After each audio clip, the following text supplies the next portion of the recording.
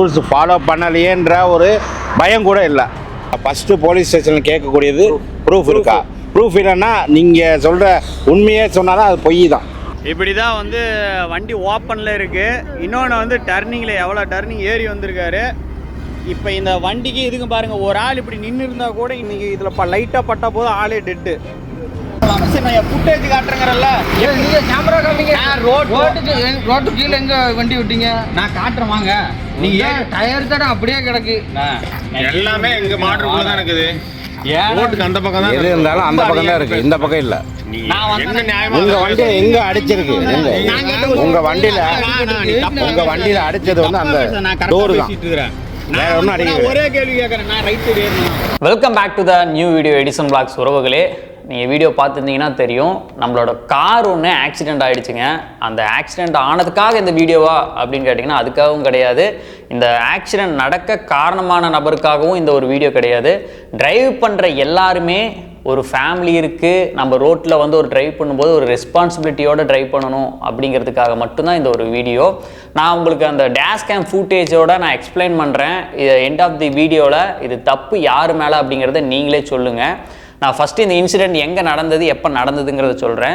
நாங்கள் வந்து எல்லாருமே குரூப்பாக என்னோடய டீம் எல்லாமே சேர்ந்து கன்னியாகுமரியில் ஒரு ஈவெண்ட்டுக்காக நாங்கள் போயிட்டு கருங்கல்ல இருந்து நாகர்கோயில் போகிற ரூட்டில் நாங்கள் வந்துட்டு இருந்தோம். அந்த இடத்துல இரணியல் அப்படிங்கக்கூடிய ஒரு இடம். ஸோ அந்த இடத்துல நாங்கள் வரும்போது வந்து பார்த்திங்கன்னா அந்த ரோடு வந்து பார்த்திங்கன்னா கொஞ்சம் அப்படியே ஒரு குண்டும் குழியுமாக தான் இருக்கும். ஸோ அப்போ அந்த இடத்துல வந்து நம்மளால் வேகமாகவும் போக முடியாது. ஸோ நம்மளோட கார் வந்து பார்த்திங்கன்னா பம்பர் வந்து பார்த்திங்கன்னா ரோடுக்கும் நம்மளோட பம்பருக்கும் வந்து பார்த்திங்கன்னா ரொம்ப ஸ்பேஸ் கம்மியாக தான் இருக்கும். ஸோ அப்போ அந்த குண்டு குழியிலலாம் நம்ம வந்து வேகமாக போக முடியாது. ஏன்னா ஒரு இடத்துல டயர் இருந்தாலும் பம்பர் பயங்கரமாக அடி விழுவோம். ஸோ அதனால் நாங்கள் வந்து ஒரு நார்மலான ஒரு ஸ்பீடில் தான் போனோம். பட் இதில் என்ன இஷ்யூ நடந்தது அப்படின்னா, ஆப்போசிட்டில் வந்து பார்த்திங்கன்னா டாட்டாவில் வந்து ஒரு ஈச்சர் டைப்பில் உள்ள அது லாரியா, அது எனக்கு எக்ஸாக்டாக தெரில, டாட்டாவில் 12 மாடலாக ஏதோ ஒன்று சில சொன்னாங்க. ஸோ அதில் வந்து பார்த்திங்கன்னா ஷீட்டு, அந்த ரூஃபுக்கு போடுற சீட் இருக்குது பார்த்தீங்களா, சிமெண்ட் ஷீட்டு, அந்த சிமெண்ட் ஷீட்டை வந்து ஏற்றிட்டு வராங்க. எப்படின்னா அந்த லாரி அந்த டாட்டா வண்டியை தாண்டி பார்த்தீங்கன்னா நமக்கு நல்ல இவ்வளோ டிஸ்டன்ஸுக்கு வந்து வண்டியை விட்டு இருக்கும் அந்த ஷீட்டு. அந்த ஷீட்டில் வந்து பார்த்திங்கன்னா பொதுவாக வந்து வண்டியை விட்டு லாங்காக ஒரு பொருளை வந்து ஏற்றிட்டு வராங்க அப்படின்னா, ஒரு கம்பியோ அல்லது ஏதாவது ஒரு லாங்காக இருக்கிற பைப்ஸ் அந்த மாதிரி ஏற்றிட்டு வராங்கன்னா பின்னாடி வந்து ஒரு சிக்னலுக்காக ஒரு ரிஃப்ளெக்டர் வந்து கட்டுவாங்க. 3 சைடு கார்னர்லேயுமே வந்து பார்த்திங்கன்னா துணி கட்டுவாங்க. ஒரு சிலர் வந்து பார்த்திங்கன்னா லைட்டு கூட கட்டுவாங்க. பட் வந்து எதுவுமே கட்டலை, அது ஒரு சின்ன துணி கூட கட்டலை. ஸோ இன்னொரு விஷயம் என்னென்னா, அந்த சீட் வந்து அந்த இடத்துல குண்டு குழியுமாக இருக்குது இல்லையா, அப்போ அதில் வந்து அந்த லாரியை வந்து அதில் விட்டோம்னா அந்த சீட்டு உடஞ்சிடும் அப்படிங்கிறதுக்காக அவர் என்ன பண்ணுறாரு, அந்த டிரைவர் அண்ணா அந்த டர்ன் அல்லது நமக்கு ஆப்போசிட்டில் வெஹிக்கிள்ஸ் வந்து வருது அப்படிங்கிறதுக்காக வந்து வண்டியை வந்து நிறுத்தியிருக்கலாம்.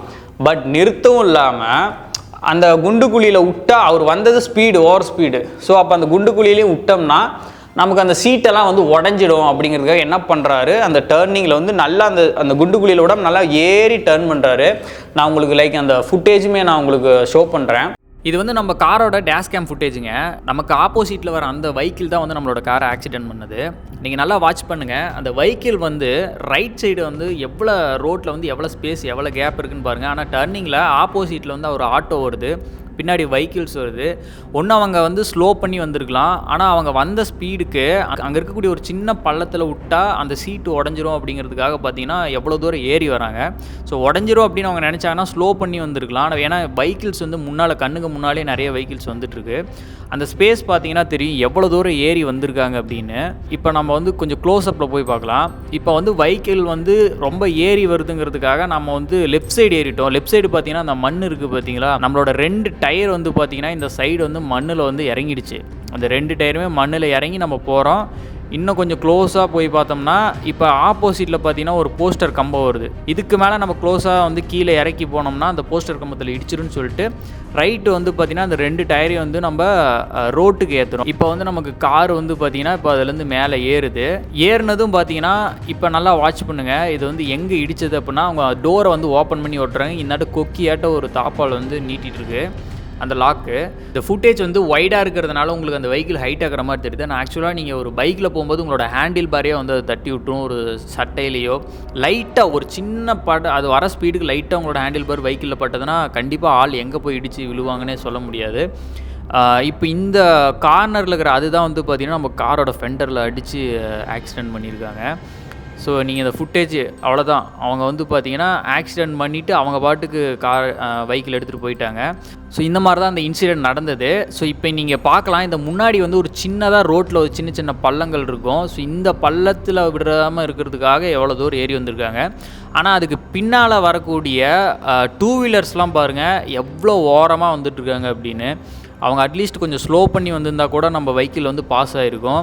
ஆனால் அதையும் பார்க்கல. பட் என்னென்னா ஒரு ரெஸ்பான்சிபிலிட்டியே இல்லாமல் இப்படி ட்ரைவ் பண்ணுறதுனால காரில் இடித்தது வேறு யார் மேலேயாவது பைக்கில் வந்தவங்க மேலே இடிச்சிருந்தா கண்டிப்பாக அவங்களுக்கு பெரிய இன்ஜுரி ஆகிருக்கும். அதாவது ரூல்ஸ் ஃபாலோ பண்ணாமல் அந்த லாரி டிரைவர் வந்து ஓட்டுறாரு. அதுவும் இறங்கி அவர் ரூல்ஸ் ஃபாலோ பண்ணலையேன்ற ஒரு பயம் கூட இல்லை. என்னப்பா நீங்கள் வேகமாக வரீங்க, நீங்கள் வந்திருந்தால் தப்புண்டு. ஆனால் அந்த ஸ்பாட்லேயே வந்து ஒரு போலீஸ் இருந்தாங்க. அவரே வந்து சொல்லிட்டு போனார், இந்த மாதிரி ஓட்டக்கூடாது, தப்பு, டிரைவர் மேலே தான் முழுக்க தப்பு. ஆனால் அந்த தப்பை வந்து டிரைவர் உணராமையே அவங்க வந்து தப்பு செய்கிறாங்க. இதுதான் நான் வந்து சொல்லிக்கிறேன். ஸோ முக்கியமான ஒரு விஷயம் என்னென்னு பார்த்தீங்கன்னா, காரில் வந்து டேஷ் கேம் வச்சுக்காங்க.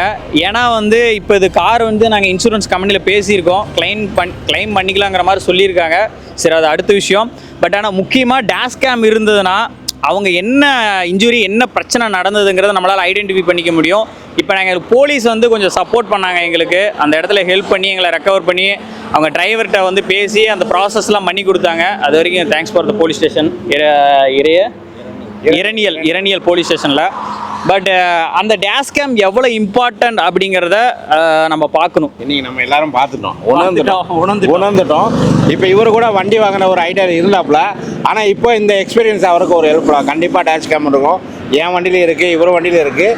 எல்லாரும் டேஷ் கேம் கண்டிப்பாக வைங்க. ஏன்னா ஒரு ஆக்சிடென்ட் நடந்தால் ஃபஸ்ட்டு போலீஸ் ஸ்டேஷனில் கேட்கக்கூடியது ப்ரூஃப் இருக்கா. ப்ரூஃப் இல்லைன்னா நீங்கள் சொல்கிற உண்மையே சொன்னாலும் அது பொய் தான். அதனால ப்ரூஃப் கண்டிப்பாக வேணும். உங்களை அப்படியே மாற்றிடுவாங்க. நாங்கள் ஃபுட்டேஜை காட்டுற வரைக்கும் அந்த டிரைவர் என்ன சொன்னார்னா, உங்கள் மேலே தப்பு, நீங்கள் ஸ்பீடாக வந்தீங்க. வந்து ஸ்போர்ட்ஸ் கார் மாதிரி வச்சுருக்காங்க, இவன் தான் ஸ்பீடாக ஓட்டிட்டு போனால் ஒரு இதை வச்சுருவாங்க. அந்த மாதிரி வந்து உங்கள் மேலே தப்பு சொல்லிடுவாங்க. பட் இந்த ஒரு டேஷ் கேம் ஃபுட்டேஜ் வந்து உங்களுக்கு நிறைய விதத்தில் இன்சூரன்ஸ் கிளைம் பண்ண உங்களுக்கு ஒரு ஃபுட்டேஜ் வந்து ஒரு ஆதாரமாக இருக்கும். அதனால் சேஃப் அண்ட் செக்யூராக வந்து டிரைவ் பண்ணுங்க. டிரைவர்ஸ் எல்லாருமே, இந்த டிரைவர் அண்ணா எல்லாருமே கொஞ்சம் ரெஸ்பான்சிபிலிட்டியாக இருக்கணும். எல்லாரும் சொல்லலை, ஒரு சிலர் பர்டிகுலர். இப்போ இன்றைக்கி எங்களுக்கு ஆக்சிடென்ட் பண்ண அந்த அண்ணாவுக்குமே சொல்கிறேன். இன்றைக்கி ஆக்சிடென்ட் பண்ண அந்த டிரைவர் அண்ணா கூட சொன்னாங்க, 20 வருஷமாக இந்த ரோட்டில் வந்து கதவை வந்து ஓப்பன் பண்ணி விட்டுட்டு தான் போகிறேன், ஆனால் இந்த மாதிரி ஆனதே இல்லைங்கிறாங்க. ஆனால் வண்டியில் நிறைய கிராக் இருந்தது. ஆனால் 20 வருஷமாக வந்து நீங்கள் போகிறது முக்கியம் இல்லை. அதில் ஏதாவது ஒரு உயிர் போனாலும் ஒரு உயிர் வந்து திரும்பி வரப்போகிறது கிடையாது. அதனால் கொஞ்சம் கேர்ஃபுல்லாக ஓட்டுங்க அண்ணா, நான் அதை தான் சொல்கிறேன். ஏன்னா உங்ககிட்ட நாங்கள் பிரச்சனை பண்ணணுங்கிறது எங்களோட நோக்கம் இல்லை. இன்னொரு விஷயம், அதில் வந்து போலீஸ் வந்து அந்த டிரைவர்கிட்ட கேட்டாங்க, பின்னாடி பார்த்துட்டு ஏன் சிகப்பு துணி கட்டலைன்னு. அது கூட அந்த டிரைவருக்கு அர்த்தம் தெரியும். சிகப்பு துணின்னா என்னன்னு கேட்குறாரு, எதுக்கு கட்டணும்னு கேட்குறாங்க. அது கூட தெரியல. அது இன்னொரு விஷயம் என்னென்னா, அவங்க ட்ரிங்க்ஸ் பண்ணியிருந்தாங்களா என்னன்னு எனக்கு தெரில. டிரைவர் வந்து டிரைவர் யூனிஃபார்ம் இல்லை, அது மெயினாக நம்ம பார்க்கணும். ஏன்னா லாரி வெஹிக்கிள் தாண்டி எவ்வளோ தூரம் அந்த சீட் இருக்குது, அந்த சீட்டு உடையக்கூடாதுங்கிறதுக்காக அந்த குண்டுகுழியில் விடக்கூடாதுன்னு ஏறி வராங்க. ஆனால் ஆப்போசிட்டில் வர உயிரை வந்து கொஞ்சம் கூட அவங்க கேர் எடுத்துக்கல. உண்மை அதுதானே. கண்டிப்பாக. ஏன்னா இப்போ ஏன்னா நாங்கள் வந்து பார்த்தீங்கன்னா எல்லாருமே வந்து ஒரு ப்ரொஃபஷனில் இருக்கிறோம். ஒரு ஈவெண்ட்டுக்கு போயிட்டு ரிட்டன் போகும்போது வந்து பார்த்தீங்கன்னா எல்லாருக்குமே எவ்வளவோ இழப்பீடு. இன்றைக்கி ஒவ்வொரு நாள் ஒவ்வொரு கமிட்மெண்ட் வந்து இன்றைக்கி கேன்சல் பண்ணிவிட்டு இதை வந்து எல்லாத்துக்கும் ஒரு அவேர்னஸாக கொடுக்கணுங்கிறதுக்காக நின்றுட்டு இருக்கிறோம். இவங்க எல்லாருமே வந்து கர்நாடகா இப்போ எங்களுக்காக வேண்டி இன்றைக்கி ஃபுல்லாக வந்து மெனக்கெட்டுருக்காங்க. ஸோ நம்ம வந்து எந்த மாதிரிலாம் அவேர்னஸாக இருக்கணும், இப்போ எனக்கு எந்த மாதிரிலாம் இதை ஹெல்ப் ஆச்சு அப்படிங்கிறதுக்காக தான் நான் உங்களுக்கு சொல்கிறேன். சரி, okay brain mass, thank you so much. பார்த்து போங்க. நானே பரவாயில்ல, 2 கேமரா தான் வச்சிருக்கிறேன், முன்னாடி பின்னாடி. இவர் காரை சுற்றி 360 கேமரா வச்சிருக்காரு. இந்த டேஷ் கேமரா வச்சிருக்கேன். ஓ, டேஷ் கேமரா வச்சிருக்கேன். ஃபுல்லாக ரெக்கார்ட் ஆகும், ஓடவும் முடியாது ஒளியவும் முடியாது. அந்த மாதிரி தலைவர் எல்லாத்துலேயும் பக்காவாக இருப்பார். ஓ, இங்கேயும் கேமராவா? எங்கே பார்த்தாலும் கேமரா இருக்கும், எல்லா பக்கம் கேமரா. ஆமாங்க. எந்த காருக்குள்ள பேக்குக்குள்ள செய்கிற வேலையிலேருந்து எல்லாமே கேமரா தான். சரி தலைவரை, பார்த்து போங்க. ரொம்ப லாங் போகிறீங்க. ஓகேம்மா, thank you. Brain mass, thank you. Okay, thank you brother. Okay.